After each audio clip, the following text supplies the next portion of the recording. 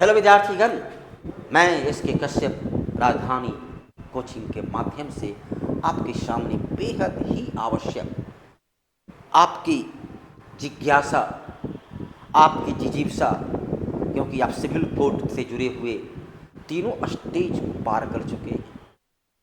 अब उसमें जो आपके सामने परेशानियां हैं, व्यवधान है, उसको स्टेप बाय स्टेप हम देखेंगे। यहाँ पर देखिए 15,084 विद्यार्थी जिनको कि रिजेक्ट कर दिया गया, उस पर क्या होना है, आपका कट ऑफ क्या होगा, LCL EWS से क्या होगा, रिजल्ट कब तक आने की संभावना है।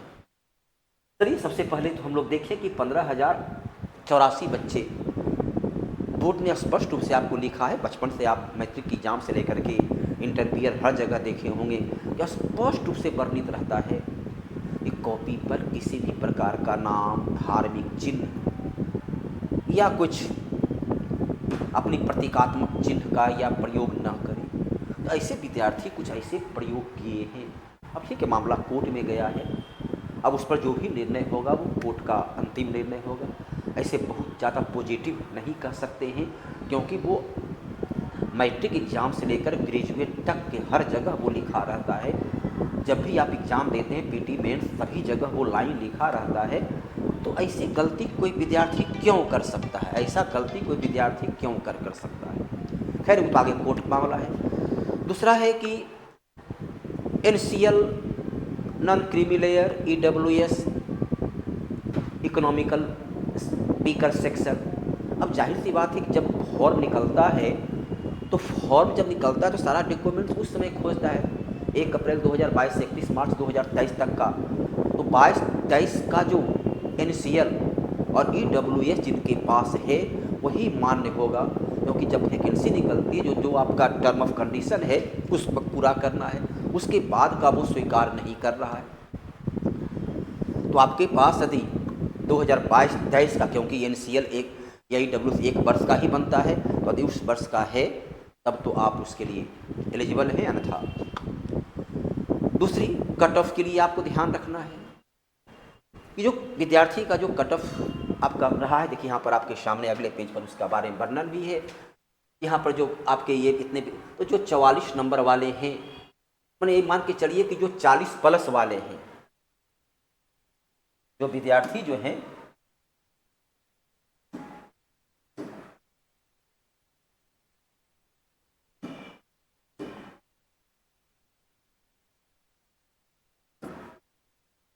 चालीस प्लस वाले हैं, वो अपने अंक में 7 अंक जोड़ दें।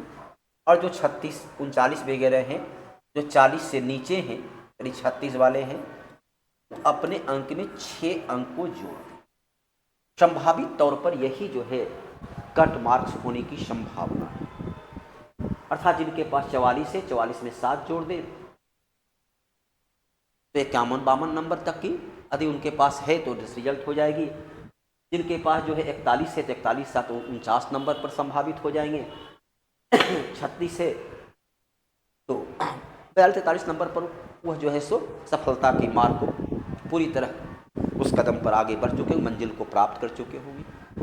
न रहो न निराश करो मन को, अपने मन को निराश न कीजिए। आप वहाँ तक अपनी योग्यता के बल पर पहुँचे और अपनी योग्यता के बल पर आप अपनी भविष्य को अपनी मुट्ठी में करने में सक्षम हैं। तो कट मार्क भी आपके सामने आ गया। जैसा कि मैंने आपको याद कीजिए पहले वीडियो बनाए थे कि जो पीटी और मेंस का रिजल्ट आता है वो रैंडमली आता है, वो कभी भी मेरिट लिस्ट पर नहीं आती है। अब मेरिट लिस्ट पर जब रिजल्ट आ जाएगा तो फिर ये इंटरव्यू की कोई उपयोगिता, कोई महत्ता ही नहीं रह जाएगी। इंटरव्यू बोर्ड को भी ज्ञात नहीं होता है कि आपने पीटी या मेंस में कितना अंक लाए हैं, चाहे सिविल कोड हो या BPSC हो या UPSC हो, उसे पता नहीं होता है। और जैसा कि आपको याद है कि हम लोगों ने जो अंक तैयार किए हैं, लगभग 300 विद्यार्थी को हम लोगों ने एक प्रकार से इंटरव्यू के लिए पूरी तरह प्रशिक्षित किया था, किस प्रकार से इंटरव्यू देना है। उसमें 250 से अधिक लोगों का बैकअप लिया गया, फीडबैक लिया गया, क्या था, कैसे बताया गया, क्या पूछा गया, और हर दिन उसमें हम लोगों ने अपडेट करता गया पूछे गए प्रश्नों को आधार बनाकर। इसलिए इतना बेहतर तरीके से हमारे विद्यार्थी अपने इंटरव्यू को फेस किए। तो पूरी तरह विश्वसनीय और अविश्वसनीय सूत्र एवं अपने अनुभव के आधार पर इसको तैयार किया गया है, जो पूर्णतः जो है सो एक्यूरेसी के करीब होगा। और तीसरी बात रही तो डॉक्यूमेंट जमा करने के लिए इस बात को ध्यान रखना है, एनसीएल और ईडब्ल्यूएस के लिए तो स्पष्ट है कि 22 और 23, 1 अप्रैल 22 से लेकर 31 मार्च 23 तक जिनका बना हुआ है उनका ही प्रभावी होगा, उसके बाद को वो स्वीकार नहीं कर रहा है, नोट जो है सो है। और इस बात को, एक बात को ध्यान रखना है कि बहुत सारे विद्यार्थी जो है औपबंधिक प्रमाण पत्र जमा किए थे, है ना, तो उनको चिंता की बात नहीं है। हाँ, एनसीएल वाले का है कि 22-23 का नहीं है तो चिंता की बात है, क्योंकि उसको वो एक्सेप्ट नहीं कर रहा है। लेकिन जो औपबंधिक जमा किए थे उनको स्पष्ट रूप से दिया गया, आपने फॉर्म में एनेक्स्चर ई भरा होगा, एनेक्स्चर ई में कॉलम नंबर 5 में स्पष्ट रूप से लिखा हुआ था कि जो औपबंधिक जमा कर रहे हैं उनके लिए किसी प्रकार की चिंता नहीं करना है। वो जब उनके पास हाथ में अपॉइंटमेंट आएगा तब वो अपना डॉक्यूमेंट्स को, अपनी ओरिजिनल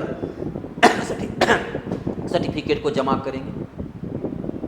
तो एनसीएल वाले, ईडब्ल्यूएस वाले को थोड़ी सी है कि प्रूफ का बना हुआ है या बाद में बनाए हैं तो उनके लिए थोड़ी सी, और जो औपबंधिक जमा किए हैं उनके लिए निश्चिंत रहें, आपके पास अपॉइंटमेंट लेटर आ जाएगा तब आप उसे उस वक्त जमा करेंगे। और रहे रिजल्ट का, तो रिजल्ट जो है जैसे जैसे इंटरव्यू होता गया, विद्यार्थियों को क्या अंक दिया गया उसी दिन कोर्ट को भेजता चला गया।